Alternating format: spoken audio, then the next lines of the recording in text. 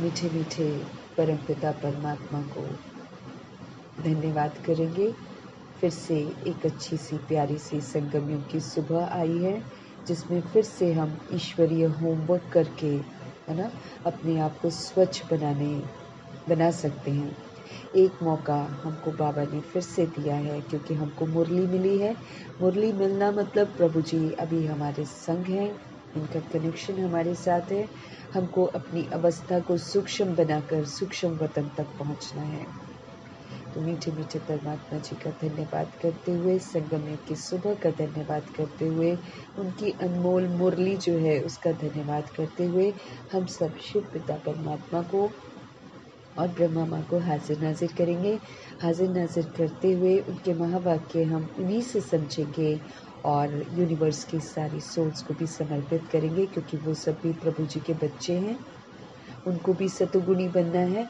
तो जब जब हम सब पढ़ेंगे, जब जब हम सब समझेंगे, तो इसकी जो समझ है, इसका जो समर्थपन है, इसकी जो खुशबू है, इसकी जो शक्ति है, वो वर्ल्ड की, यूनिवर्स की सारी सोल्स तक पहुँचे। उनमें भी जागृति आए, उनमें भी काम क्रोध लोभ मोह अहंकार जैसे जो विकार हैं उससे वैराग आ जाए और सबको पवित्रता आकर्षित करे, सबको परमपिता परमात्मा जी आकर्षित करे। इन्हीं दुआओं के साथ हम सभी आत्माएं सबको समर्पित करते हुए प्रकृति को भी समर्पित करेंगे, वायुमंडल को भी समर्पित करेंगे और तत्वों को भी समर्पित करेंगे, क्योंकि इनको भी सतो प्रधान बनना है, तत्वों को सतगुणी बनना है और वायुमंडल को फिर से समर्थ बनना है। फिर से खूबसूरत सत्युग की सृष्टि आएगी। उसके लिए हम सभी आत्माओं को अपना करेक्शन करना है। मीठे मीठे परमात्मा के साथ योग लगाकर, उन्हीं को बुद्धि में रखकर हमको स्वच्छ बनना है। इस स्वच्छता का, पवित्रता का, शांति का सहयोग पूरे विश्व में फैलाना है।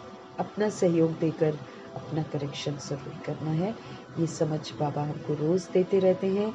ऐसे ही समझ देने वाले परमपिता परमात्मा जी का धन्यवाद करते हुए हम सब देखेंगे आज हमारे मीठे मीठे परमपिता परमात्मा हम आत्माओं को अपने ज्ञान के भंडार से कौन सी युक्ति बताकर सही दिशा पर चलने की समझ देते हैं।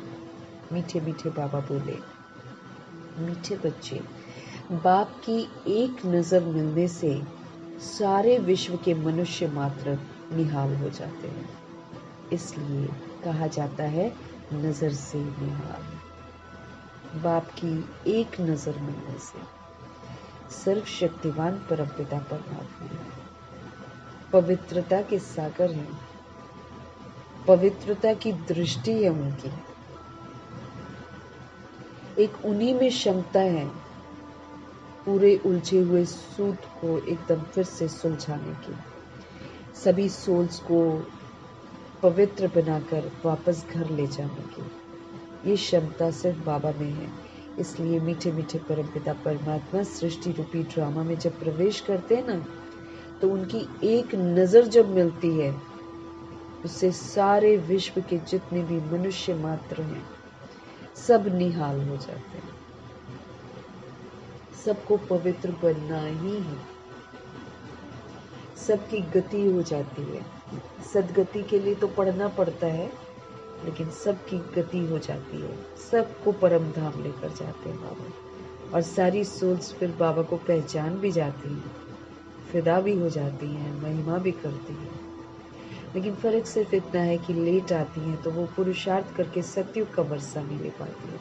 वरना तो विश्व की सारी सोल्स, चाहे वो हिंदू मुस्लिम सिख ईसाई बनकर इस समय दे अभिमान में चूर हैं, लेकिन निहाल हो जाती हैं और निहाल होकर फिर सारे के सारे वापस घर जाते हैं। इसलिए कहा जाता है नजर से निहाल।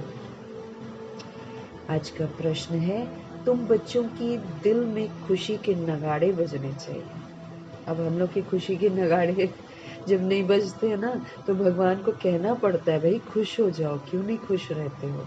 बाबा कह रहे हैं तुम बच्चों के दिल में खुशी के नगाड़े बजने चाहिए। क्यों? उत्तर है, क्योंकि तुम जानते हो कि बाबा अब आए हुए हैं हम सभी को साथ ले जाने के लिए। हम अच्छे बन जाएंगे तो हमको साथ लेकर जाएंगे। हमको खुशी है ना, खुशी होनी चाहिए, पूरा रिगार्ड होना चाहिए कि भगवान हमको इस रौरव दोजक नर्क से निकालते हैं, दलदल से निकालते हैं। हम लोग विष्ठा के कीड़े बन जाते हैं, हम अवगुणों को देखने वाले जमादार बन जाते हैं, एकदम पाप आत्मा बन जाते हैं। जब बाबा से समझ मिलती है, जब अनादि आदि विशेषताओं का पता चलता है, तब समझ में आता है ना कि हम क्या से क्या बन गए। हम वर्थ पाउंड थे, हम वर्थ नॉट अ पेनी बन गए। देह का अहंकार तो जबरदस्त है, वो तो टूटता नहीं है, वो तो टूटता नहीं है, लेकिन है क्या, कीड़े हैं, कीड़े बन गए। इसलिए जब हम जर्म्स हमारे अंदर आ जाते हैं ना, किसके, विकारों के जर्म्स, तो हमारा शरीर भी कीड़ों से भर जाता है, ये देखने लायक भी नहीं रहता। ये जब आत्मा निकल जाती है तो ये रखने लायक भी नहीं रहता। तो अब हमको सारी समझ मिली है, फिर कैसे हम इस शरीर से मुक्त हों, कैसे हम इस दुख धाम से मुक्त हों, इसकी समझ बाबा आकर देते हैं हमको। तो अब हमको तो दिल में खुशी के, बाबा कहते हैं आपके तो नगाड़े बजने चाहिए, क्योंकि बाप आए हुए हैं हमको अपने साथ ले जाने के लिए। शिव की बारात जाएगी तो साजन और सजनी बनकर जाने का मौका मिला हुआ है। इस समय बाबा साजन बने हुए हैं और सारी सोल्स, चाहे मेल बॉडी में है चाहे फीमेल बॉडी में है, वो आत्मा है। आत्मा का श्रृंगार करते हैं बाबा, ज्ञान से, गुणों से, शक्तियों से। तो हम सब जितना ज्ञान, गुण, शक्तियों से, स्वमान से, वरदानों से अपना श्रृंगार करते हैं, मना उसको धारण करते हैं ना, तो फिर हम साजन परमपिता परमात्मा के साथ जाने लायक बन जाते हैं। तो क्योंकि तुम जानते हो बाबा आए हुए हैं सभी को साथ ले जाने के लिए, अब हम अपने बाप के साथ घर जाएंगे।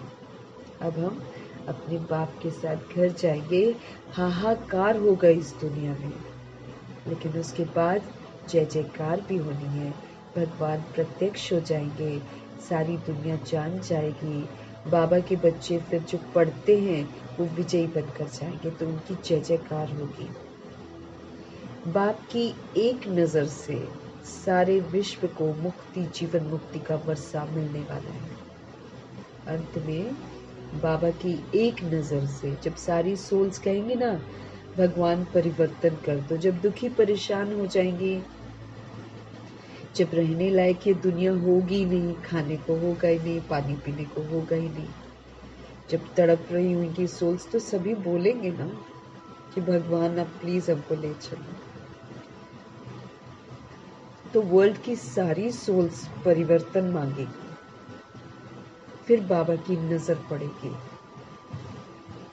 फिर सारे विश्व को मुक्ति, जीवन मुक्ति का वर्षा मिलने वाला है। जो पढ़ लेंगे बाबा से, जो क्वालिफाई कर लेंगे, सारे गुणों से संपन्न बन जाएंगे, 16 कलश संपूर्ण बन जाएंगे, संपूर्ण निर्विकारी बन जाएंगे, अहिंसा परमोधर्मी बन जाएंगे।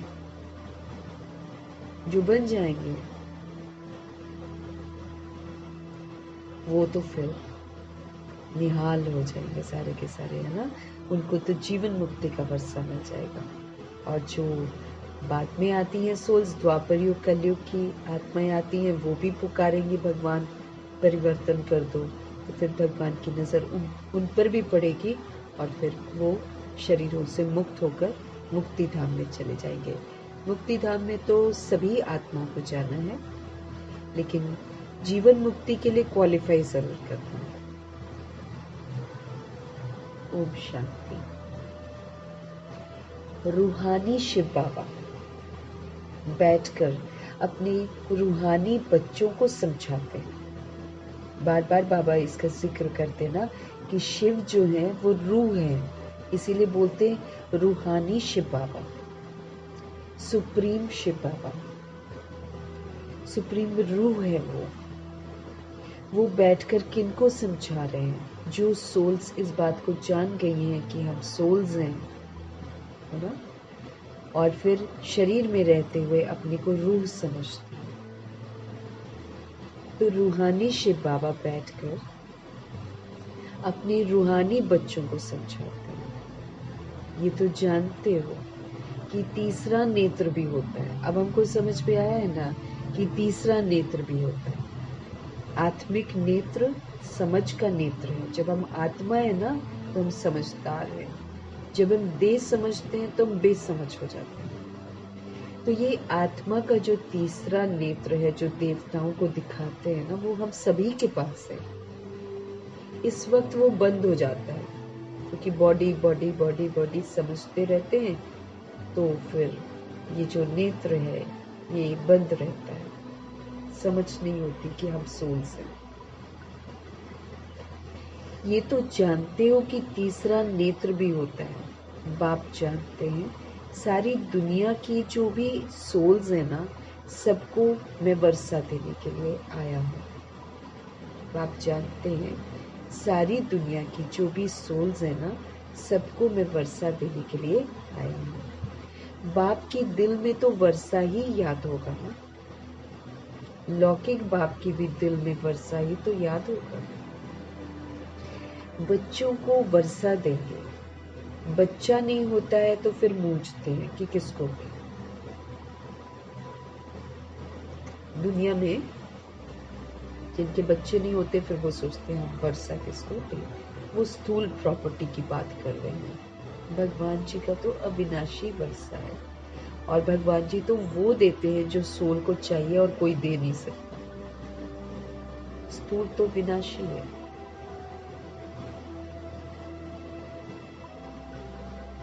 बच्चा नहीं होता है तो मूंझते हैं कि किसको दे। फिर दूसरे को गोद लेते हैं, अडॉप्ट कर लेते हैं। यहाँ तो बाप बैठे हैं। इनकी तो सारे दुनिया की जितनी भी सोल्स हैं सब तरफ नजर जाती है। इसलिए बाबा फिर हमको बोलते हैं ना कि तुम किसी के लिए भी नेगेटिव नहीं सोचो। क्यों? क्योंकि भगवान के तो सारे बच्चे हैं, और भगवान तो क्षमाशील है, भगवान तो रहम दिल है, भगवान तो शुभ भावना शुभ कामनाधारी है, भगवान तो परोपकारी है, भगवान तो विश्व कल्याणकारी है। इसलिए हम में से अगर कोई भी सोल किसी भी सोल के प्रति नेगेटिव सोचती है ना, तो बाबा को पसंद नहीं आता है।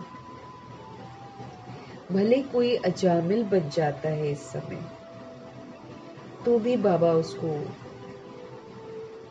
बुरी नजरों से नहीं देखते, नफरत नहीं करते हैं। बाबा हमको भी आप समान बनाते हैं, क्योंकि थोड़ी भी गंदगी हमारे में है, थोड़ा भी दैहिकपन हमारे में है, तो फिर हम तो अच्छे नहीं बनते ना। फिर अब हमको बनना है बाप समान, हमको जाना है देवकुल में। अब देवकुल की आत्माएं किसी की बुराई नहीं करती है, ना बुराई वो तो बॉडी को ही नहीं देखती है। अब वो जो संस्कार उनके हैं ना, वो हमको यहाँ पर धारण करने हैं। इसलिए मीठे बाबा हमको बार बार समझ देते रहते हैं, अपने को आत्मा समझो और सबको आत्मा रूप में देखो। बाबा कहते फिर यहाँ तो बाप बैठे हैं, इनकी तो सारी दुनिया की जितनी भी सोल्स हैं सभी तरफ नजर जाती है, क्योंकि सभी इनके बच्चे हैं। और वो फिर हमारे क्या हो गए? भाई हो गए। अब आज के समय में तो कलयुग में भाई भाई दुश्मन है, एक दूसरे को देखना नहीं मांगते हैं, प्रॉपर्टी के लिए लड़ते मरते भी हैं, है ना, नफरत भी करते हैं, भेदभाव भी करते हैं। हमारे शिव बाबा हमको ऐसा नहीं सिखाते ना। हमारे शिव बाबा हमको सिखाते हैं कि कैसे मिलकर रहना है, तहजीब कैसे सीखनी है ना। आत्मा भाई भाई है। जानते हैं सबको मुझे वर्षा देना है। बाबा को मालूम है मुझे तो सभी को मुक्ति का वर्षा देना ही है। बल बैठे यहाँ हैं, परंतु नजर प्रभु जी की सारे विश्व पर है, और सारे विश्व के मनुष्य मात्र पर है, क्योंकि सारे विश्व को ही निहाल करना होता है ना। बाप समझाते हैं ये पुरुषोत्तम संगम युग है। इसमें आत्मा पुरुष जो है ना, उसको उत्तम बनना है। तुम जानते हो बाबा आए हुए हैं सभी को शांति धाम और सुख धाम ले जाने के लिए आए हैं। सब निहाल हो जाने वाले हैं ड्रामा के प्लान के अनुसार। कल्प कल्प निहाल हो जाएंगे, है ना। कल्प कल्प बाबा निहाल करते हैं। बाप सभी बच्चों को याद करते हैं। नजर तो बाबा की जाती है ना। सब नहीं पढ़ेंगे, बाबा कहते हैं। बाबा के बच्चे सब नहीं पढ़ेंगे, द्वापर युग कलयुग के तो पढ़ेंगे ही नहीं। और जो 16,108 33 करोड़ आत्माएं हैं, इसमें भी सब नंबर बार पढ़ेंगे ड्रामा प्लान अनुसार। सबको अब वापस घर जाना है। सभी सोल्स जो हैं ऊपर से जो नीचे आई थी, जो इस सृष्टि पर मेहमान हैं, उन सभी को वापस जाना है। क्यों? क्योंकि 5,000 वर्ष का जो नाटक है ना, वो पूरा होता है। यहाँ हम नाटक करते हैं, तो ये नाटक जो है ये पूरा होता है। हम थोड़ा आगे चलेंगे ना तो खुद भी समझ जाएंगे कि अब विनाश होता है। अब नई दुनिया की स्थापना होनी है, क्योंकि आत्मा तो फिर भी चैतन्य है ना, आत्मा तो लिविंग है। इसीलिए नई दुनिया की स्थापना होनी है। वो कभी मरती नहीं है ना आत्मा, और रिकॉर्ड भी कर लेती है, रिकॉर्ड प्लेयर भी है। तो फिर वो जो रिकॉर्डिंग है वो कहाँ जाएगी? वो अपने अपने समय पर इमर्ज होती है और आत्मा फिर से नीचे आती है। तो बुद्धि में आ जाएगा, बाप आया हुआ है, पैराडाइज स्थापन होगा और हम सारे कहाँ चले जाएंगे? शांति धाम में चले जाएंगे। सबकी गति होगी ना, बाकी तुम्हारी सदगति होगी। अभी बाबा आए हुए हैं, हम स्वर्ग में जाएंगे, जय जयकार हो जाएगी। अभी तो बहुत हाहाकार है। कहाँ पर अकाल पड़ रहा है, कहीं पर लड़ाई चल रही है, कहीं पर भूकंप होते हैं, हजारों मरते रहते हैं। मौत शरीरों की तो होनी है। सतयुग में ये बातें बिल्कुल नहीं होती हैं। कोई रोग नहीं, कोई आपदा नहीं, कोई लड़ाई झगड़े नहीं, कुछ नहीं होता वहां पर। क्यों? क्योंकि वो सच्चा युग है ना। वहाँ सोल्स अपने को आत्मा समझती हैं, इसलिए लड़ती झगड़ती नहीं है, बॉडी देखती नहीं है। यहाँ पर आत्मा समझते नहीं है, बॉडी देखते हैं, झूठ खंड है, इसलिए लड़ते हैं। बाप जानते हैं अब मैं जाता हूँ, फिर सारे विश्व में जय जयकार हो जाएगी। जब बाबा चले जाएंगे तो फिर जो सोल्स अच्छा बन जाती हैं उनकी फिर जय जयकार होगी। मैं भारत में ही आऊंगा, बाबा कह रहे हैं, मैं भारत में ही आऊंगा। सारे विश्व में भारत जैसे कि गांव हो गया है। बाबा के लिए तो गांव ठहराना, बहुत थोड़े मनुष्य होंगे नई दुनिया में। सतयुग में सारी विश्व जैसे कि एक छोटा गांव था, अभी तो बहुत बिग हो गया ना। अभी तो कितनी वृद्धि हो गई। बाप की बुद्धि में तो सब है ना। अब इस शरीर के द्वारा बच्चों को समझा रहे हैं।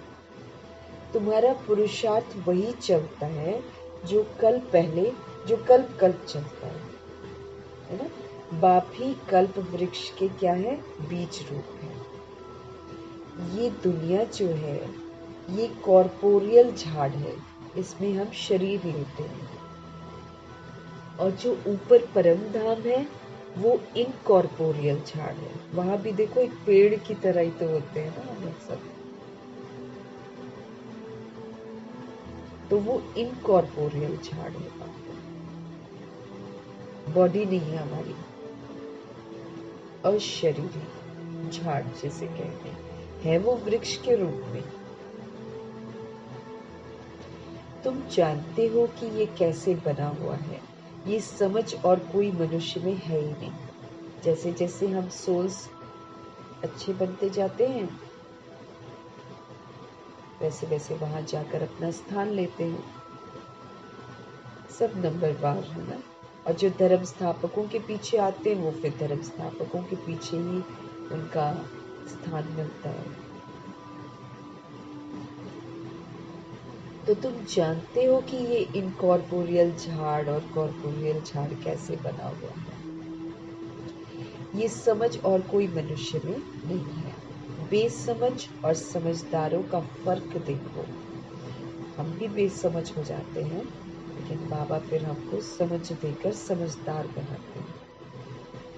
कहाँ समझदार स्वर्ग में राज्य करते थे, उनको कहा ही जाता है सचखंड, हेवन। अपने को आत्मा समझना सच्चाई है और अपने को देह समझना झूठ है। देह समझेंगे दुखी रहेंगे, आत्मा समझेंगे सुखी रहेंगे। सच है ना आत्मा, देह झूठ है तो झूठ दुखी तो देता है। अभी तुम बच्चों को अंदर में बड़ी खुशी होनी चाहिए। बाबा आए हुए हैं, ये पुरानी दुनिया तो फिर जरूर बदलेगी ना।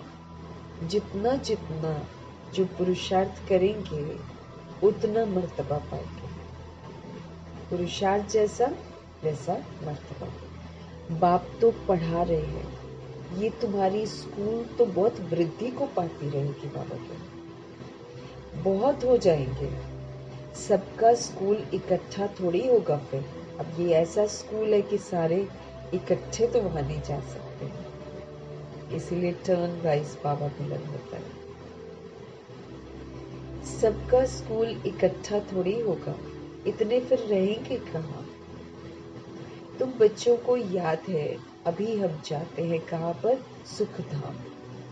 तो जैसे कोई भी विलायत में जाते हैं तो 8-10 वर्ष जाकर रहते हैं ना, फिर आते हैं भारत में। भारत तो गरीब है, विलायत वालों को यहाँ सुख नहीं आएगा।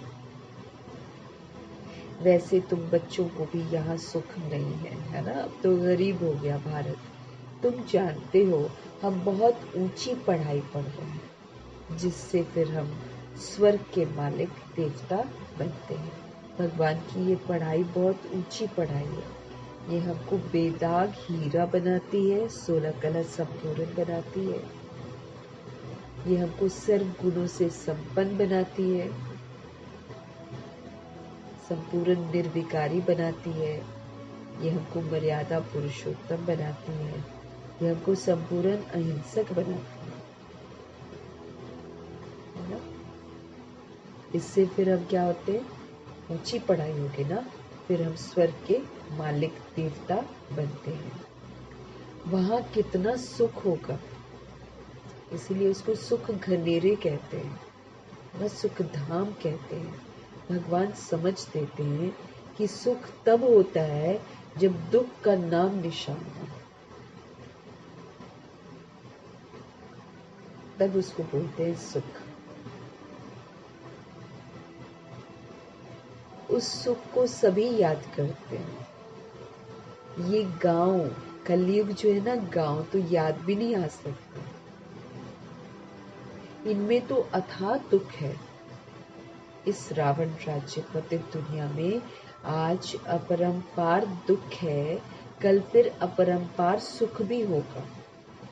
जब सतयुग होगा तो ऐसा नहीं कि अपरंपार दुख है, अभी तो ये दुख ही दुख चलता रहेगा, नहीं। ये दुख अति में जाकर फिर इसका अंत हो जाएगा।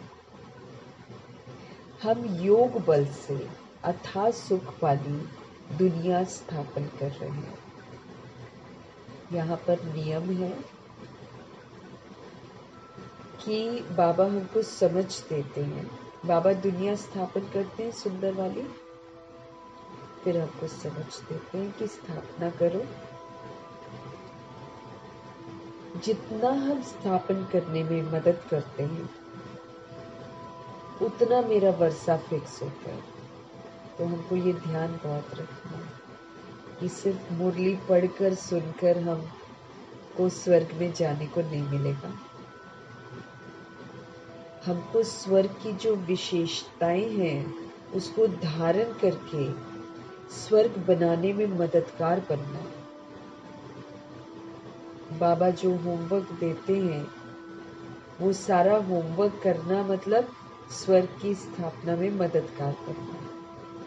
जितना मैं आत्मा नई दुनिया बनाने के लिए या सुखदायी दुनिया बनाने में मददगार बनूंगी उतना मेरे को वर्षा मिलेगा। इसीलिए ब्रह्मा द्वारा स्थापना कहा जाता है। फिर हमको भी कहा जाता है कि खुद का ब्रह्मा बन के खुद के लिए स्थापना करो। ज्ञान को अपनी बुद्धि में फीड करना मतलब ब्रह्मा बनना। हमने स्थापना करी, ठीक है ना। फिर बाबा ने हमको कहा विष्णु बनकर पालना के संस्कार। उसके लिए बाबा ने उस सिंबल को खड़ा रखा, उसमें 4 अलंकार दिखा दिए ताकि हमारा ध्यान जब ब्रह्मा बनकर तप कर रहे हैं तो हमें ध्यान रहे कि हमको अब स्वदर्शन चक्रधारी बनकर रहना है और फिर शंख ध्वनि करते रहना है, श्रेष्ठ कर्म करना है। और इसके लिए क्या करना है, कमल आसन पर हमको विराजमान रहना है, क्योंकि दुनिया तो किचड़ा है, उस किचड़े के छींटे न पड़ जाएं हम पर। इसलिए थोड़ी ऊंची स्थिति पर रहकर पुरुषार्थ करना है। ऊंची स्थिति में रहकर स्वदर्शन चक्र घुमाते रहना है। ऊंची स्थिति में रहकर हमको शंख ध्वनि करनी है, श्रेष्ठ कर्म करना है। खिचड़े में आगे प्रभाव में तो नहीं कर पाएंगे ना, इसीलिए स्थापना करते हम।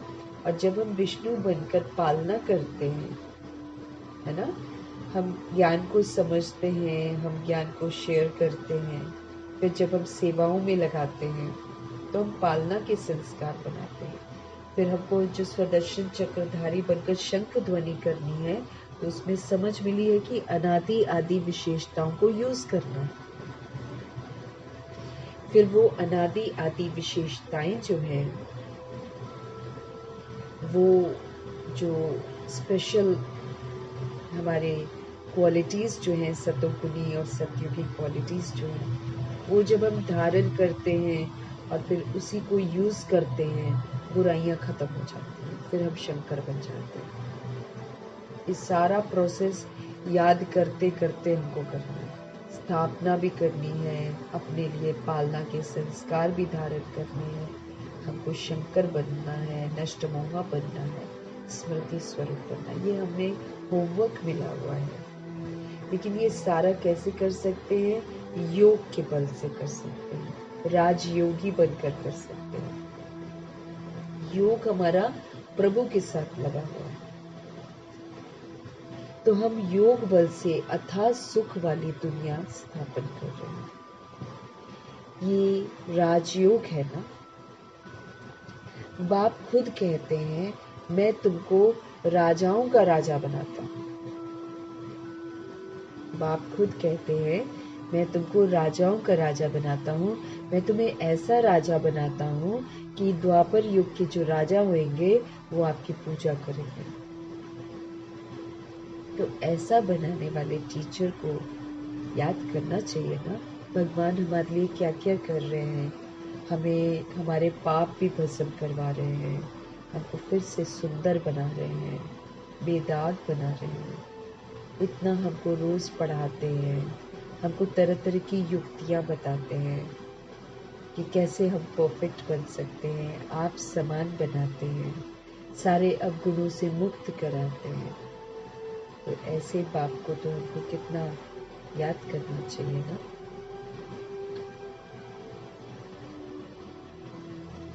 तो बाप खुद कहते हैं मैं तुमको राजाओं का राजा बनाता हूँ। तो ऐसा बनाने वाले टीचर को याद करना चाहिए। टीचर बिगर तो बैरिस्टर, इंजीनियर आदि थोड़े बन सकते हैं। ये फिर है नई बात। आत्माओं को योग लगाना है किसके साथ, परमात्मा बाप के साथ। अब हमें अपनी तकदीर की तस्वीर बनानी है।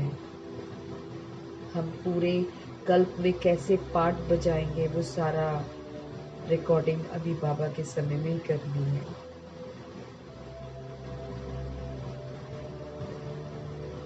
तो योग किसके साथ चाहिए, एक बाप के साथ चाहिए ना।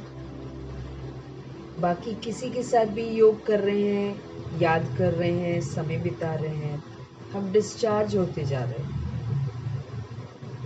इस समय कलयुग की कोई भी चीज जो है वो हमको प्रभु से विस्मृत करती है, और जो चीज हमको प्रभु से विस्मृत करती है वो हमको डिस्चार्ज करती है। और समय है पूरा चार्ज होने का। चार्जिंग के अनुसार ही तो हमारा टाइम फिक्स होगा कि हम कब आएंगे।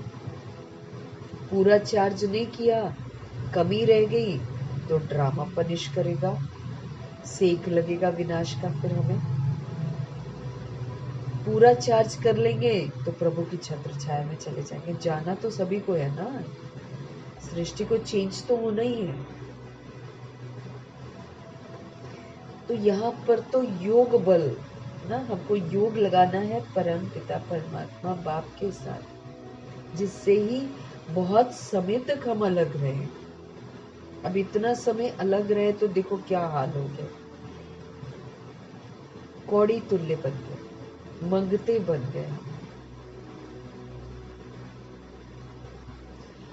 बहुत काल क्या, ये भी बाप आप पे ही समझाते रहते हैं। ऊपर से जब से नीचे आए हम वापस थोड़ी गए। कितना समय हम अलग रहे हैं भगवान से, और पूरे 5000 वर्ष के ड्रामा में एक ही बार प्रभु जी मिलते हैं। तो कितना ना हमें अपना वक्त बाबा के साथ बिताना चाहिए।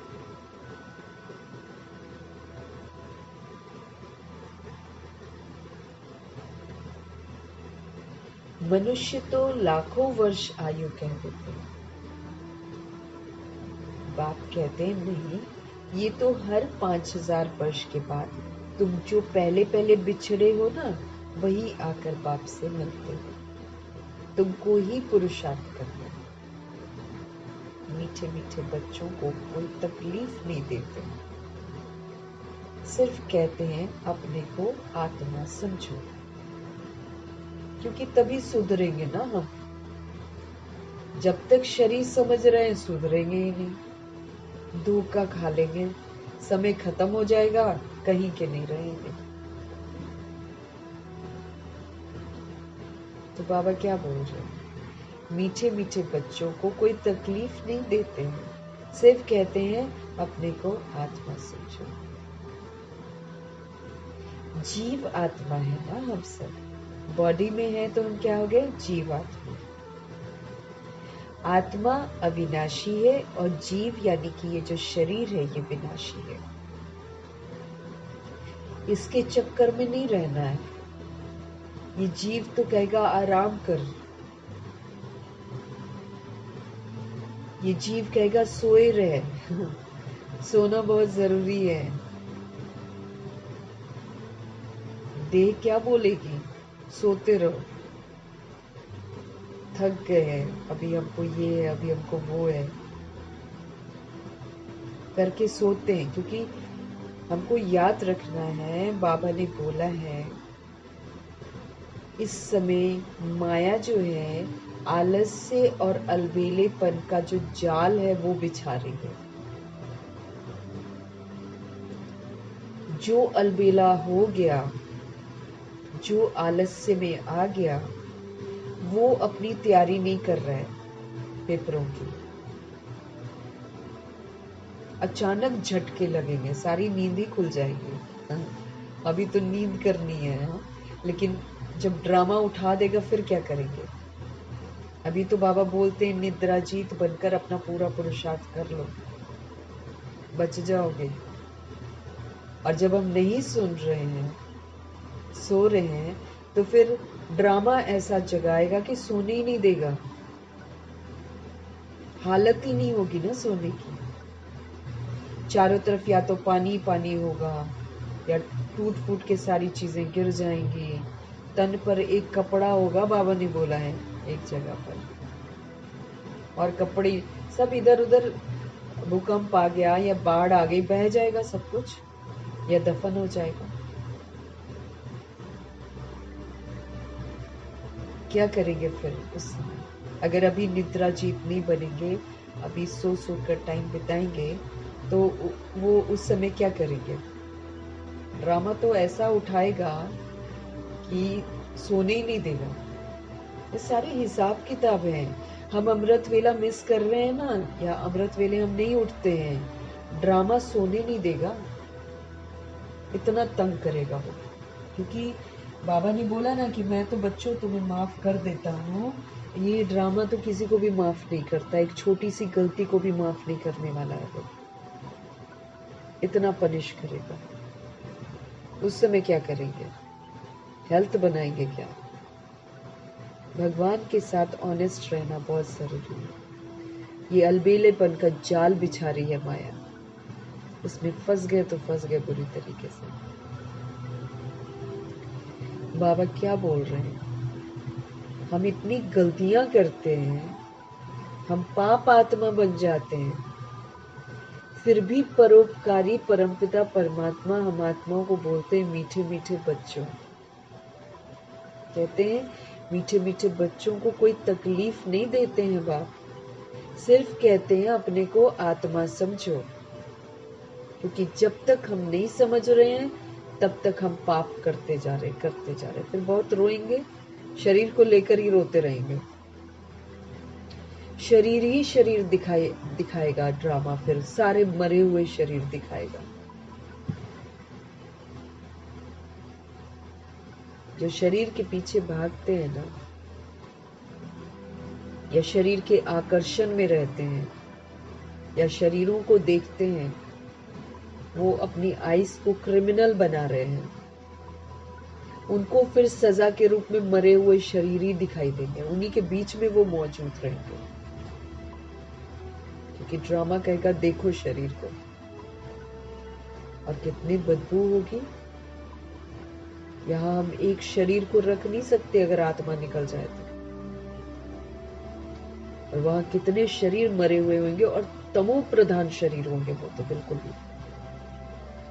ये सब तो बाबा से पढ़कर पवित्र नहीं बन रहे हैं, तो वो कितनी बदबू मारेंगे। इसीलिए बाबा जो कहते हैं उसमें कल्याण है। चलते फिरते हमको जबरदस्ती अपने आप को बार बार समझाना है कि मैं सोल हूँ, मैं सोल चल रही हूँ, मैं सोल खा रही हूँ, मैं सोल पी रही हूँ, मैं सोल परमात्मा का बच्चा हूँ। मैं पाप आत्मा बन गया था, मुझे पुण्य आत्मा बनना है। उसको देखेंगे तो मेरे पाप हो जाएंगे, उसके बारे में सोचेंगे तो पाप हो जाएंगे। मुझे किसी भी देहधारी के बारे में सोचना नहीं है, किसी को देखना नहीं है। ऐसे करके हमको अभ्यास करना है। भगवान रहम दिल है, हमारे पापों को न देखकर हमको कहते मैं तुम्हें कोई तकलीफ नहीं देता हूँ मीठे मीठे बच्चों, सिर्फ कहते हैं अपने को आत्मा समझो। शरीर समझेंगे ना, सोए रहेंगे हम। अमृत वेला उठना प्रभु का फरमान है। जो अमृत वेला नहीं करता उसका सारा दिन खराब जाता है, वो उतना ही स्ट्रगल करता है।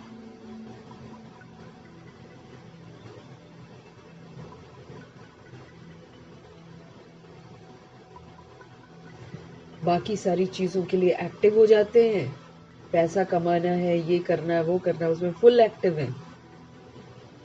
और जहां जो विनाशी चीजें उसके लिए फुल एक्टिव है, जो कलयुग है उसको देखने में फुल एक्टिव है। लेकिन भगवान जिस समय आकर वरदान दे रहा है जिससे हम निरोगी बनेंगे, जिससे आत्मा बेदाग बनेगी, उस समय सोते हैं, उठा ही नहीं जाता। क्या कमाएंगे वो? डिसरिगार्ड कर रहे हैं ना भगवान का। भगवान हमारे भले के लिए कह रहे हैं उठो, और हम नहीं उठ रहे हैं, हम उनका डिसरिगार्ड कर रहे हैं। कहना नहीं मान रहे तो फिर हमारा कौन मानेगा? कोई भी दुनिया में हमको नहीं पूछेगा।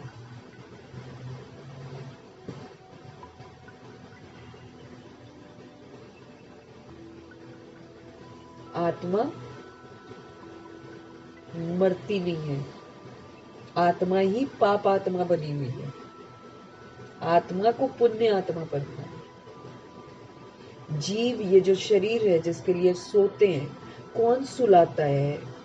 देह का अभिमान सुलाता है, जिसको फिक्र हो जाएगी ना। जैसे दादियों को फिक्र हो गई थी, ब्रह्मा जी को फिक्र हो गई थी कि मुझे पाप भस्म करने हैं। ब्रह्मा जी को तो हद फिक्र हो गई थी, क्योंकि वो खुद को जिम्मेवार समझ रहे थे कि पूरे वर्ल्ड की सोल्स को मुझे जगाना है। वो तो पूरे ही निद्रा जीत बन गए थे। 2 घंटे जो कभी आराम भी करते थे रात में, उसमें भी बाबा ने कहा बहुत सबसे ज्यादा कमाई उसी में कर गए वो, मना याद में सोए। अपनी याद से विक्रम ही विनाश कर लिए, सोए सोए। आपको सोचना चाहिए हम क्या कर रहे हैं। हम भगवान का संगम युग क्या चलता रहेगा? हाँ, कि कल को कर लेंगे हम। संगम युग तो खत्म होने वाला है एकदम। फिर खून के आंसू बहाएंगे, क्योंकि न तो फिर शरीर ठीक होएगा, न मन ठीक होएगा, न कुछ मिलेगा, और किस्मत जीरो।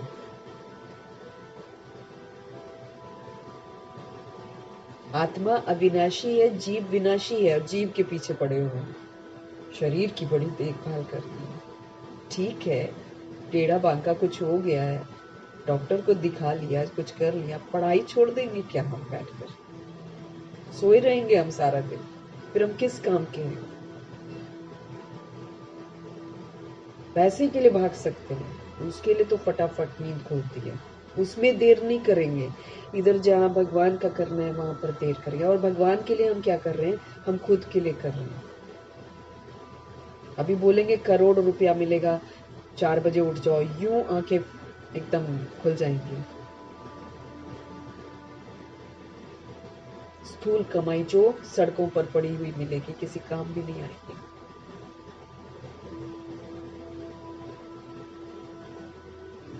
आत्मा, आत्मा को सुधरना है। आत्मा एक शरीर छोड़कर दूसरा लेती है। आत्मा कभी पुरानी नहीं होती है। ये तो शरीर वृद्ध हो जाता है, आत्मा तो सदा जवान है।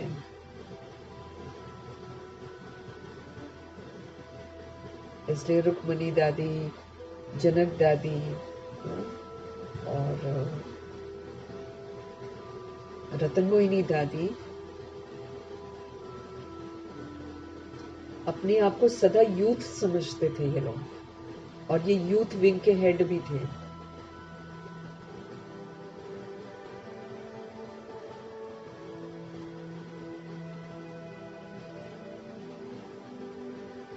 तो आत्मा एक शरीर छोड़कर दूसरा लेती है। आत्मा कभी भी पुरानी नहीं होती है। तभी तो देखो एक वृद्ध एकदम जो चल नहीं पा रहा है शरीर, उसमें से निकलती है, कहाँ घुसती है जाकर? छोटे से शरीर में। तो आत्मा पुरानी नहीं होती है। आत्मा पाप आत्मा और पुण्य आत्मा बनती है। वंडर है ना? पढ़ाने वाला भी वंडरफुल है, पढ़ाई भी वंडरफुल है। इस बात का जो एहसास है ना कि भगवान वंडरफुल है और पढ़ाई वंडरफुल है ना, ये तब पता चलेगा जब भगवान चले जाएंगे। अभी अहमियत नहीं है भगवान की ना उतनी, कि भगवान हमको क्या कह रहे हैं, भगवान से मिलन मनाना है, भगवान से बातें करनी है, भगवान के संग रहना है। वो जो एक मोहब्बत है, वो जो एक ना प्रेम है भगवान के साथ, वो नहीं है। भगवान को अनुभव करना, उनके लिए तो नींद फिट जाती है। जो दीवाने हैं, जो आदि रतन है हमारे, जितने भी दीवाने थे वो लोग तो भगवान के। ब्रह्मा जी सबसे बड़े दीवाने, मम्मा प्रभु की दीवानी,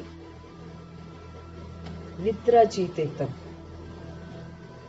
इतिहास पढ़ लो, 2 घंटे से ज्यादा वो लोग नहीं सोते थे। बीमार पड़े हैं क्या? ब्रह्मा जी तो और फरिश्ता बन गए, ब्रह्मा जी और फरिश्ता बन गए 2 घंटा सोकर। उस शरीरी अवस्था में सोते हैं ना, सारी थकावट खत्म। किस्मत बनानी है, भाग्य बनाना है, अपने पाप भस्म करने हैं, वंडरफुल फादर को अच्छे से जानना है, वंडरफुल पढ़ाई को अच्छे से जानना है, खूब पढ़ना है, खूब मनन चिंतन करना है, अपना सुधार करना है, कि सोना है। तो पढ़ाने वाला शिव बाबा कितना वंडरफुल है, पढ़ाई भी कितनी वंडरफुल है, लेकिन इंटरेस्ट नहीं आ रहा है ना। इंटरेस्ट आना चाहिए ना। किसको भी याद नहीं, भूल जाती है कि बाबा वंडरफुल है, पढ़ाई वंडरफुल है। ये समय तो जितना हो सके जाग कर पढ़ना है, फिदा हो जाना है भगवान के लिए, कि बाद में पछताएंगे जब चला जाएगा ना भगवान, फिर लेकर बैठेंगे अपने शरीर को साथ में। शरीर की देखभाल करनी अलग बात है, लेकिन जागृत अवस्था में रहना अलग बात है। अब जैसे मम्मा कह रही हैं कि जब अपॉइंटमेंट किसी की होती है, जो कोई लोग आ गए सेवा के लिए, 1 बजे तक सेवा करी है, 2 बजे मम्मा फिर उठ गई है। क्यों? किससे अपॉइंटमेंट है? परमपिता परमात्मा से अपॉइंटमेंट है। जब उनको कहा गया कि आराम करो, उन्होंने बोला जो सेवा के लिए आए उनकी सेवा के लिए मैं जागी हूं ना, तो इसमें भगवान का क्या कसूर है भाई? उनके लिए हम जागे हैं, वो अलग सेवा है। अब उसकी खातिर 1 बजे सोकर हम 2 बजे न उठे और बाबा को कहें कि हम तो 1 बजे तक सेवा कर रहे थे, अब 2 बजे कैसे उठ सकते? मम्मा ने किया ऐसा, 2 बजे बिल्कुल एक्टिव जागृत अवस्था में बाबा संग मिलन बनाया। बीमार पड़ गए क्या? उल्टा शरीर में कैंसर फैला हुआ तब भी मुस्कुराता हुआ चेहरा और मुस्कुराते हुए सेवा पर विराजमान।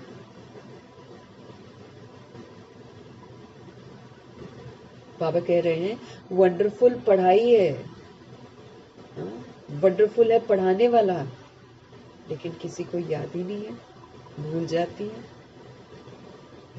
आगे जन्म में क्या पढ़ते थे किसको याद है क्या? इस जन्म में तुम पढ़ते हो, रिजल्ट नई दुनिया में मिलती है, ये सिर्फ तुम बच्चों को पता है।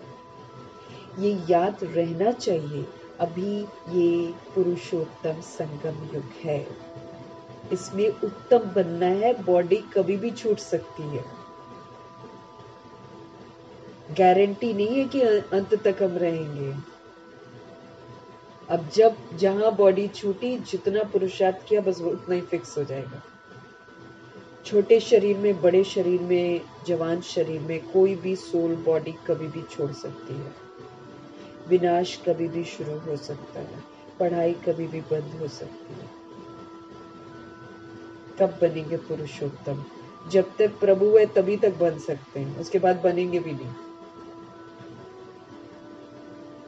हम नई दुनिया में जाने वाले हैं, ये याद रहे तो भी तुमको बाप की याद रहे, याद रहना चाहिए ना। जैसे कल बाबा ने हमको बोला दिमाग में बिठाओ, दिमाग में नहीं बैठी हैं बातें। अगर दिमाग में बैठ जाए कि दुनिया खत्म होने वाली है, दिमाग में बैठ जाए कि हमको नई दुनिया में जाना है, तो बाप की याद रहेगी। याद के लिए बाप अनेक उपाय बताते हैं। बाप भी है, टीचर भी है, सदगुरु भी है, तीनों रूप में याद करो। कितनी युक्तियां दे रहे हैं भगवान याद करने की। किसका फायदा है? मेरा ना, बाबा का तो कुछ नहीं है। तुम करो नहीं करो, परंतु माया ऐसी है, भुला देती है। बाप जो नई दुनिया स्थापन करते हैं, माया जाल बिछा रही है सब पर, ध्यान रखना है हमको। अलबेलापन, सुस्ती, आलस्य, परिवार की याद, परिवार के बच्चे कच्चों की याद, उनकी देखभाल, कुछ ना मिलेगा, कुछ नहीं मिलेगा उसका। कल को वो लोग भी सुनाएंगे, हाँ, क्या किया आपने, आपने किया होता तो हम भी कर लेते, ऐसे सुनाएंगे। माया जाल है ये, माया जाल। बाप जो नई दुनिया स्थापन करते हैं, बाप ने ही बताया है ये पुरुषोत्तम संगम युग है, ये याद करो। फिर भी याद क्यों नहीं कर सकते हो? बाबा को समझ में नहीं आता है। युक्तियां बतलाते हैं याद की बाबा, फिर साथ साथ कहते भी हैं माया बड़ी दुष्टर है, अपनी तरफ आकर्षित कर लेती है, सेवा नहीं करने देती, कहती और कमा लो और कमा लो, काम आएगा, काम नहीं आएगा।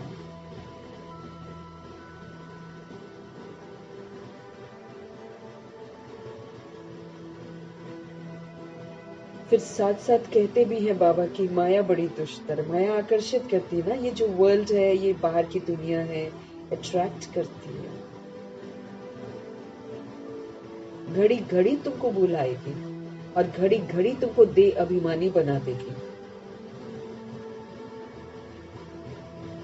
बॉडी को देखो, बॉडी को देखो, बॉडी को देखो। आराम करो, नींद बहुत जरूरी है, 8 घंटा नींद चाहिए, 8 घंटा नींद चाहिए। सारा दिन काम चाहिए, 8 घंटा नींद चाहिए। कब पुरुषार्थ करेंगे पता नहीं, ना तो नींद का सारा टाइम जितना भी है वो बर्बाद गया, और सारा दिन जो किया उसमें बर्बाद गया, वो तो बाबा थोड़ी काउंट करेगा उसको। हम सारा दिन जितना भी ऑफिस जाएं, स्कूल जाएं, जितना भी कमाएं, बाबा उसको काउंट थोड़ी करने वाले हैं। और रात को सो लिया देभान में, दे अभिमान में, उसको भी काउंट नहीं करेंगे। फिर भाग्य क्या बनाया? कुछ भी नहीं बनाया। घड़ी घड़ी तुमको माया भुलाएगी। सोचा सोचा, सुबह सुबह तो लोरी सुनाती है जनक दादी को। जनक दादी कहते हैं सुबह सुबह माया की लोरी चलती है, इतने सारे एक्सक्यूजेस लेकर आएगी, उठने नहीं देगी और दे अभिमानी बना देगी। इसलिए जितना हो सके बाबा कहते तुम मुझे याद करते रहो तो बुद्धि ठीक रहेगी। उठते बैठते चलते फिरते देह के बदले अपने को आत्मा समझो। मैं आत्मा ये कर रही हूँ, मैं आत्मा वहां जा रही हूँ, मैं आत्मा, मुझे पावन बनना है, मुझे पावन बनना है, मुझे पावन बनना है। मेहनत है। नॉलेज तो बहुत सहज है। सब बच्चे कहते हैं याद ठहरती नहीं। तुम बाप को याद करते हो, माया फिर अपनी तरफ खींच लेती है। इस पर ही तो ये खेल बना हुआ है, रस्सा कशी का खेल जो दिखाते हैं ना, टग ऑफ वॉर। वो उधर से खींचता है, वो उधर से खींचता है। इस पर ही ये खेल बना हुआ है। तुम भी समझते हो हमारा बुद्धि योग जो बाप के साथ और पढ़ाई के सब्जेक्ट में होना चाहिए ना, वो नहीं है। भूल जाते हैं, परंतु तुम्हें भूलना नहीं चाहिए। वास्तव में इन चित्रों की भी दरकार नहीं है, परंतु पढ़ाने समय कुछ तो आगे चाहिए ना। कितने चित्र बनते रहते हैं। पांडव गवर्नमेंट के प्लान देखो कैसे हैं, उस गवर्नमेंट के भी प्लान हैं। तुम समझते हो नई दुनिया में सिर्फ भारत ही था, बहुत छोटा था। सारा भारत विश्व का मालिक था। एवरीथिंग न्यू होती है। दुनिया तो एक ही है, एक्टर्स भी वही हैं। चक्र फिरता जाता है। तुम गिनती करेंगे, इतने सेकंड, इतने घंटे, दिन, वर्ष पूरे हुए, फिर चक्र फिरता रहेगा। 88 वर्ष तो पूरे हो गए। अब बाकी में हम कितना समय हमको थोड़ी मालूम है। मालूम है क्या? गारंटी है क्या? उसमें इसी में वाइंड अप होगा सारा कुछ। इसी में कृष्ण जी आएंगे, इसी में यवनों का युद्ध होगा, इसी में कौरवों का होगा, इसी में यादवों का होगा। सब कुछ होना भैया, इतना बड़ा वर्ल्ड है, डिस्ट्रॉय होगा, समय तो लगता है ना। जगदीश भाई बताते हैं किसी समय एक पूरा गांव खत्म हो जाएगा, किसी समय कोई शहर खत्म होगा, ऐसे होगा विनाश। वो तो शुरू लगभग हो ही गया है, कहीं कहीं तो पूरा डिस्ट्रॉय कर देते हैं। यवन भी शुरू हो गए, जिसको जी में आएगा गोली मार देंगे। चल रहा है ना सिस्टम अब ये, कोई पसंद नहीं आए गोली मार दो।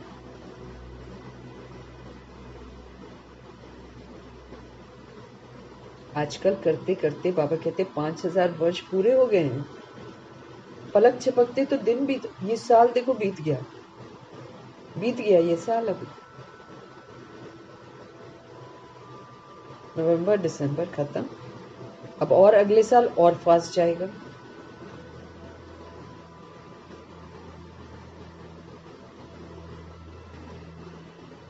सब सीनरी पूरे हो गए हैं।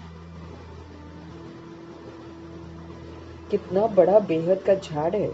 झाड़ के पत्ते तो गिन नहीं सकते हैं ना। ये झाड़ है, इसका फाउंडेशन देवी देवता धर्म है।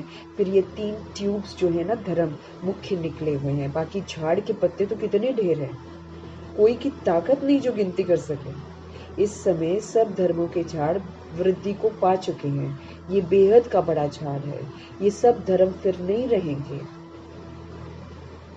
अभी सारा झाड़ खड़ा है, बाकी फाउंडेशन नहीं है। बैनियन ट्री का मिसाल बिल्कुल एक्यूरेट है। बरगद का पेड़ जो दिखाते हैं ना कोलकाता में, एकदम एक्यूरेट है। विस्तार ओहो इतना बड़ा है, जिन्होंने देखा है वो वर्णन करते हैं ना दीदियां, बोलती है चलते चलते इंसान थक जाए, इतनी ब्रांचेस। और ब्रांचेस पूरी स्पष्ट है और उसके जो फाउंडेशन है वो सड़ गया है। मतलब ड्रामा में जो कुछ होता है उसका यादगार भी बनते हैं। तो बैनियन ट्री का मिसाल बिल्कुल एक्यूरेट है। ये एक ही वंडरफुल झाड़ है। बाप ने दृष्टांत भी ड्रामा में ये रखा है समझाने के लिए। फाउंडेशन नहीं है तो ये समझ की बात है ना। बाप ने तुमको कितना समझदार बनाया है। अभी देवता धर्म का फाउंडेशन नहीं है, बाकी कुछ निशानियां हैं आटे में नमक जितनी, है ना। जैसे आटे में बहुत ज्यादा नमक तो नहीं डालते ना, थोड़ा सा डालते हैं। तो कुछ कुछ निशानियां बाकी हैं जो हमको बताती हैं कि कैसे सृष्टि रूपी वृक्ष में मेन सोल्स ने कैसे पाठ बजाए। प्राय ये निशानियां बाकी रही हैं, तो बच्चों की बुद्धि में ये सारा ज्ञान आना चाहिए ना। बाप की भी बुद्धि में नॉलेज है, तुमको भी सारे नॉलेज देकर आप समान बना रहे हैं। बाप बीज रूप है और ये उल्टा झाड़ है। ये बड़ा बेहद का ड्रामा है। अभी तुम्हारी बुद्धि ऊपर चली गई है, तुमने बाप को और रचना को जान लिया है। बस शास्त्रों में है, ऋषि मुनि कैसे जानेंगे। एक भी जानता है तो परंपरा चले ना, फिर दरकार ही नहीं है। जबकि सदगति हो जाती है, बीच में कोई भी वापस नहीं जा सकता है। नाटक पूरा होगा तब तक सब एक्टर्स यहीं पर रहते हैं। इसलिए जितने भी धर्म स्थापक है वो किसी न किसी रूप में यहाँ पर है। बस सिर्फ उनका रूप गुरु नानक जैसा नहीं है, या क्राइस्ट जैसा नहीं है, या मोहम्मद जैसा नहीं है, लेकिन मौजूद हैं वो लोग। अपने ही जो उनके नाम पर धर्म है ना, उन्हीं की पालना वो कर रहे हैं। कोई वापस नहीं जा सकता। नाटक पूरा हो तब तक सब एक्टर्स यहाँ ही होने हैं, जब तक बाप यहाँ है। जब वहाँ बिल्कुल खाली हो जाएगा ना, तब तो शिव बाबा की बारात जाएगी। पहले से तो नहीं जाकर बैठेंगे ना, तो बाप सारी नॉलेज बैठकर देते हैं। ये वर्ल्ड का चक्र कैसे रिपीट होता है। सतयुग, त्रेता युग, फिर द्वापर युग, फिर कलयुग, फिर संगम होता है। गायन है, परंतु संगम युग कब होता है ये किसी को भी पता नहीं है। तुम बच्चे समझ गए हो, 4 युग है। ये है लीप युग, इनको मिड गेट कहा जाता है ना। ये बीच में जैसे होता है ना, मीडियम जो बन जाता है ना। इधर कलयुग खत्म हो रहा है, इधर सतयुग आने वाला है, तो मिड गेट कहा जाता है। श्री कृष्ण को भी मिड गेट दिखाते हैं ना। तो ये है नॉलेज। नॉलेज को श्री कृष्ण को भी मिड गेट दिखाते हैं, क्योंकि वो आते ही इसी समय आ जाते हैं ना। संगम युग अभी समाप्ति की ओर चला जा रहा होता है और विनाश शुरू हो जाता है ना, तो कृष्ण जी आ जाते हैं, इसलिए श्री कृष्ण को भी मिड गेट दिखाते हैं। तो ये है नॉलेज। नॉलेज को मोड़ तोड़ कर भक्ति में क्या बना दिया है। ज्ञान का सारा सूत ही मूंझा हुआ है, क्योंकि जब नारायण बनकर आएंगे तब तो 111 शुरू होगा। दैट मीन्स कृष्ण तो उसके पहले ही पैदा हो जाएंगे ना, और वो कभी भी आ सकते हैं। गुलजार दादी चले गए हैं और वो कभी भी आ सकते हैं। 4 साल होने को आ गया ना उनके जाने के बाद, 4 साल होने को आ रहे हैं। बस शुरू में जब मैं आई थी तो किसी ने बोला था गुलजार दादी के जाने के 5 साल बाद कृष्ण जी का जन्म हो जाएगा एंड पढ़ाई खत्म। फिर थोड़ी पढ़ाई चलेगी, कभी भी हो सकता है, कुछ भी हो सकता है। उनको समझाने वाला तो एक ही बाप है, प्राचीन राजयोग सिखलाने वाले। क्योंकि ये जो सोल्स गई है ना, ब्यूटीफुल दो सोल्स जो गई हुई हैं, ये फरिश्ते का कर्तव्य भी तो करती है ना, इसलिए थोड़ा टाइम मिलता है। ये फरिश्ते बनकर सेवा करती है, बाप समान बनकर गई है। तो उनको समझाने वाला तो एक ही बाप है ना। प्राचीन राजयोग सिखलाने के लिए विलायत में जाते हैं, वो तो ये है ना, प्राचीन अर्थात पहला। तो संगम युग से ही तो शुरुआत होती है सारी चीजों की ना। तो संगम युग में ही तो बाबा योग सिखाते हैं, इसलिए इसको प्राचीन योग कहते हैं, राजयोग को। वो दुनिया वाले पता नहीं क्या क्या बना देते हैं और पैसा कमाते हैं। सहज राजयोग सिखलाने वाला कौन है? शिव बाबा। कितना अटेंशन रहता है, तुम भी अटेंशन रखते हो ना कि स्वर्ग स्थापन हो जाए। आत्मा को याद तो आता है ना। बाप कहते हैं ये नॉलेज जो मैं अभी तुमको देता हूँ ना, फिर मैं ही आकर दूंगा। ये नई दुनिया के लिए नया ज्ञान है। ये ज्ञान बुद्धि में रहने से खुशी बहुत होती है। बाकी थोड़ा टाइम है, अब चलना है।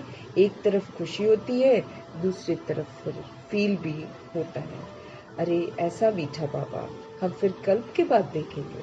ये वाला फीलिंग तो आता है ना।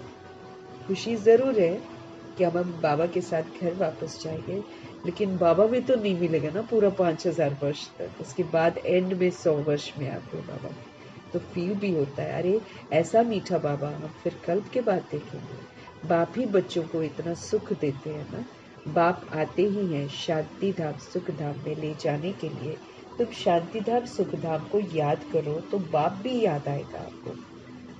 इस दुख धाम को भूल जाओ। बेहद का बाप बेहद की बात सुनाते हैं। पुरानी दुनिया से तुम्हारा ममत्व जो है ना, वो निकलता जाएगा तो तुमको खुशी भी होगी। पुरानी दुनिया से तुम्हारा ममत्व निकलता जाएगा तो खुशी भी होगी। तुम रिटर्न में फिर सुख धाम में जाते हो, सतो प्रधान बनते जाएंगे। कल्प कल्प जो बने हैं वही बनेंगे और उनको ही खुशी होगी। फिर ये पुराना शरीर जो है ना, फिर छोड़ देंगे, फिर नया शरीर लेकर सतो प्रधान दुनिया में आएंगे। ये नॉलेज खलास हो जाएगी। बातें तो बाबा कहते बहुत सहज है। रात को सोते समय ऐसे ऐसे सिमरन करो तो भी खुशी रहेगी। बाबा की बातों का सिमरन करते हुए सोएंगे तो भी खुशी रहेगी। हम ये बन रहे हैं, सारे दिन में हमने कोई शैतानी तो नहीं की, क्योंकि शरीर समझना मतलब शैतान बनना। क्रिमिनल बनते हैं ना हम शरीर को देखकर। देखो बाबा ड्रामा तो अच्छे से समझाते हैं हमको, कितने अच्छे से, कि द्वापर युग में शैतानियत की प्रवेशता होती है, डेविल। जैसे एडम और ईव का दिखाते, वो तो स्थूल फल दिखा देते हैं कि स्थूल फल खा लिया तो उन्होंने कह देंगे कि फॉरबिडन फ्रूट खा लिया। वो फॉरबिडन फ्रूट जो होता है, जिसको वर्जित किया जाता है कि नहीं खाना है, वो फॉरबिडन फ्रूट है पवित्रता, है ना। अपवित्र बन गए वो, कि अपवित्र नहीं बनना है ना। बाबा ने बोला कि पवित्र बनो। तो पवित्रता जो है वो खूबसूरती है सोल की। तो वो जो एक फल लगा हुआ था वो शैतान था, शैतान डेविल। तो वो फॉरबिडन फ्रूट था, उसके लिए कहा गया था इस फल को कभी नहीं खाना है। तो मैंने कहानी जैसी बना रखी है उन लोगों ने। वो ईव बोलती है कि मुझको खाना है, एडम फिर तोड़ लेता है, फिर हाफ हाफ दोनों खाते हैं। फिर उसमें मूवी मैंने देखी थी, उसमें फिर श्रापित हो जाते हैं। श्रापित हो जाते हैं तो फिर आवाज आती है आकाश से, जा तू जिंदगी भर बोझ ढोएगा। उसके बाद से ये सिलसिला शुरू हो गया कि जो ना विकारी हत्याला होता है, फिर बोझ ढोते हैं। तो वो फॉरबिडन फ्रूट था कि इम्प्योर नहीं बनना है, अपवित्रता नहीं अपनानी है। तो पवित्र बनने की प्रतिज्ञा बाबा अभी कराते हैं। तो इसलिए देह को देखने से हम गड़बड़ होते हैं। आंखों से शुरुआत करते हैं, फेस देखते हैं, फिर बॉडी को ऊपर देखते हैं, फिर नीचे देखते हैं, फिर अब तो पता ही है कि क्या देखती हैं आत्माएं और क्या दिखाती हैं आत्माएं। दिखाती भी हैं और दुनिया फिर देखती भी है। गिर गई है ना, पैर शूद्रवंशी बन गए ना, पैर तक पहुंच गए, गिर जाते हैं नीचे। ये तो पहले सादगी में रहते थे, ढका हुआ रहते थे पूरा, अभी ढके नहीं जितना। अब तो कपड़े भी फाड़ लेते हैं कि फटे हुए कपड़े, और वो उसको फैशन समझते। पत्थर बुद्धि हो गए ना, गिर गए एकदम, भिखारी बन गए। खुद ही कपड़ों को फाड़ लेते हैं, भिखारीपन बना। सोच समझ जो है वो खत्म हो गई है। तो इसलिए हमको बाबा पूछ रहे हैं कि आप सारे दिन में चेक करो कि हमने कोई शैतानी तो नहीं की। अपने को शरीर समझना मतलब शैतानी, दूसरों को शरीर समझना मतलब शैतानी। बड़ा ध्यान रखना है आपको, तो हमारे पाप का खाता भी बने जा रहा है। 5 विकारों से कोई विकार ने हमको सताया तो नहीं, कामनाएं तो नहीं उत्पन्न हुई, ये हो जाए वो हो जाए वो हो जाए, क्रोध तो नहीं आया, लोभ तो नहीं आया, ये खा ले वो खा ले, मोह तो नहीं आया, ये मेरा है ये मेरा है, अहंकार तो नहीं आया। चेक करना है हमको अपने आप को। शैतान, ये शैतानियत है।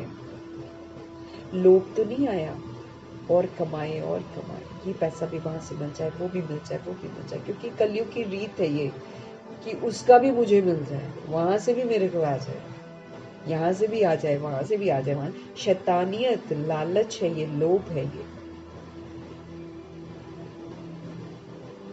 लोभ तो नहीं आया, अपने ऊपर जांच रहे, ये खा ले वो खा ले, लोभ है ये। फिर दुखी भी होते हैं हम, ऊट पटांग खाकर दुखी भी तो होते हैं। तो पहले ही समझना है ना हर बात को कि ये चीजें जितनी भी कलयुग की हैं, ये हमको शैतान बनाती है। तो शैतानी नहीं करनी है। अच्छा, मीठे मीठे से खिलते बच्चों प्रति माता पिता बाप दादा का याद प्यार और गुड मॉर्निंग। रूहानी बाप की रूहानी बच्चों को नमस्ते। हम रूहानी बच्चों के भी रूहानी बाप को दिल से, जान से, सिख से, प्रेम से, अदब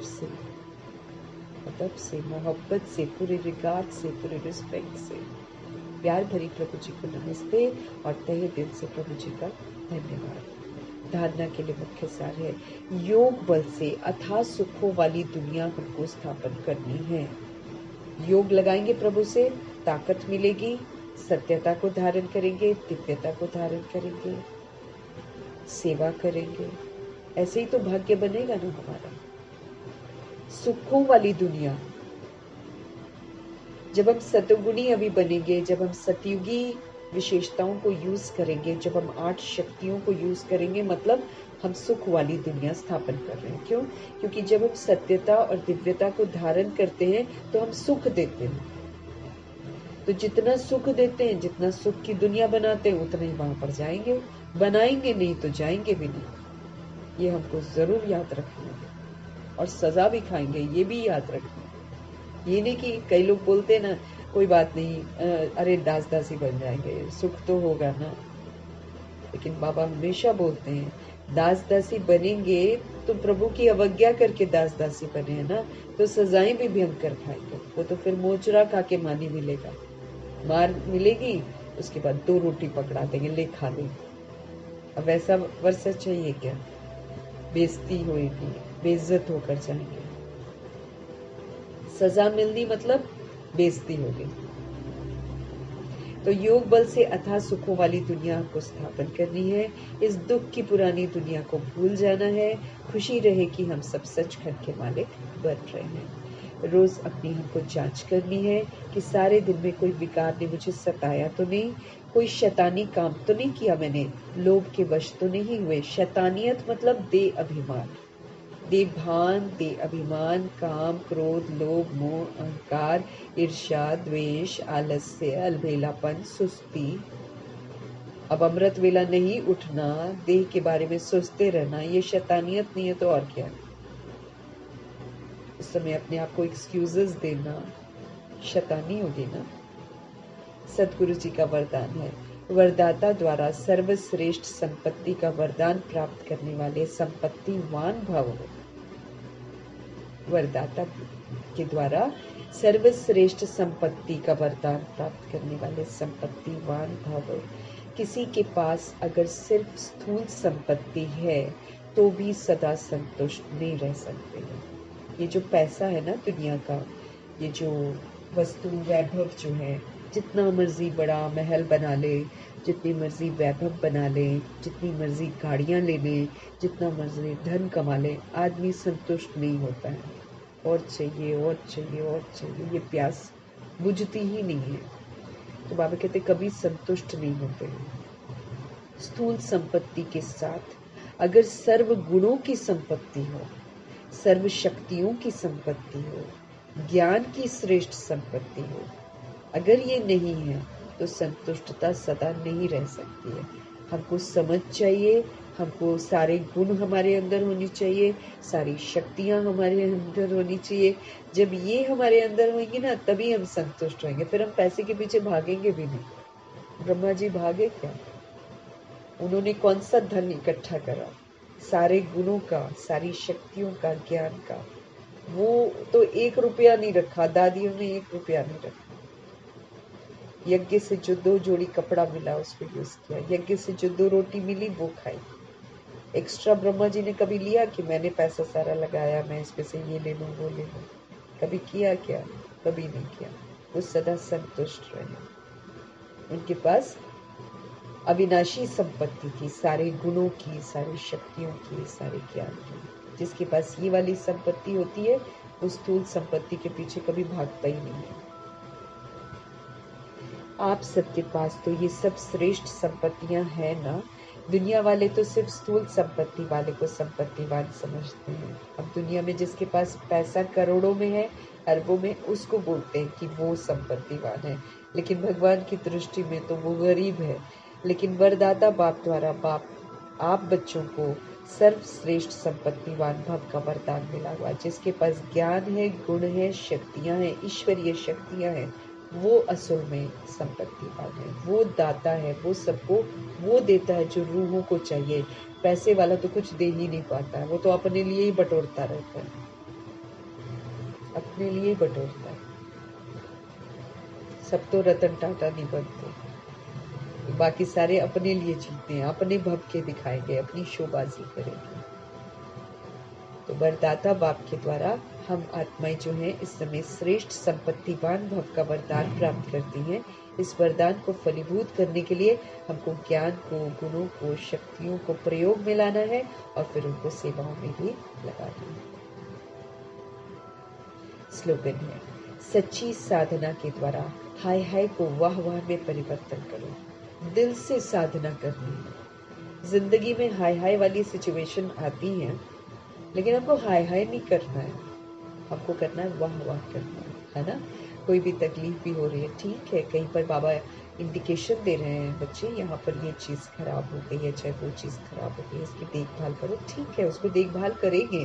लेकिन ये नहीं कि उसके पीछे हम हाय हाय करना, हाय मेरा तो ये ठीक नहीं है, मेरा तो वो ठीक नहीं है, मेरे तो ये तकलीफ है, वो तकलीफ है, इसलिए पढ़ाई छोड़ देंगे, इसलिए आराम करेंगे। ऐसा तो नहीं करना है, वो तो फिर हाय हाय करना हो गया।